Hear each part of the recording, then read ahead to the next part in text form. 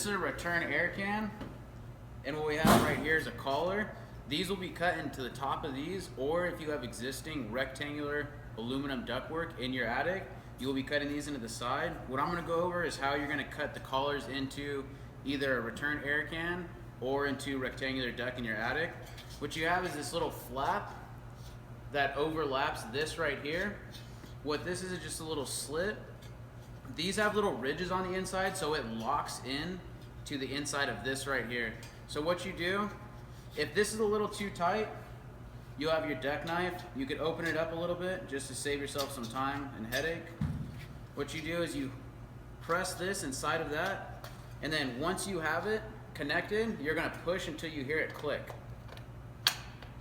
You'll get that click, and then for extra measure, you reach in, you bend that tab, and you just fold it over.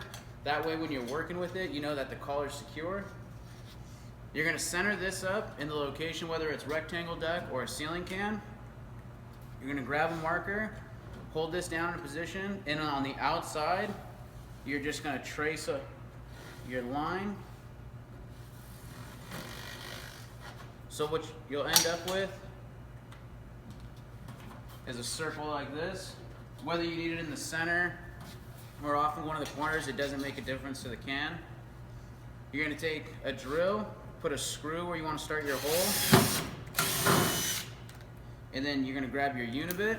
The reason you make a screw hole first is because with these cans, they have seams on them, and sometimes if you have a dull unibit, you'll end up pressing in on the can and getting it wonky, so it just makes it easier, less effort.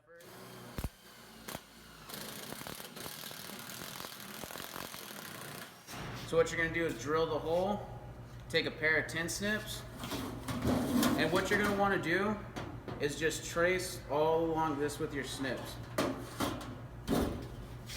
So you start here, whether you're a lefty or a righty, you'll be able to tell which easiest way, because when you lay your snips in, you're gonna have an angle to cut down on them, to where this way, you're gonna see that your snips are kind of coming to the side. So whether you're lefty or righty, that's gonna determine whether you cut clockwise or counterclockwise. So best way to do this is secure the can, because you're gonna need to push a little bit. And then at that point, once you get going, it really is just like cutting paper with scissors. So we'll get this whole thing out so we can let you know what it's supposed to look like when you're done.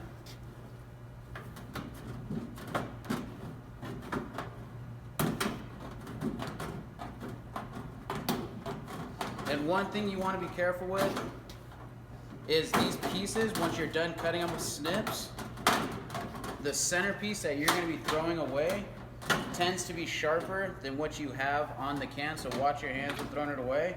Once you start to get to the end, lifting this part up is going to make your day a lot easier. And then you kind of just pull it across and lead your snips with it. What you're going to end up with is a template like that and a hole like that.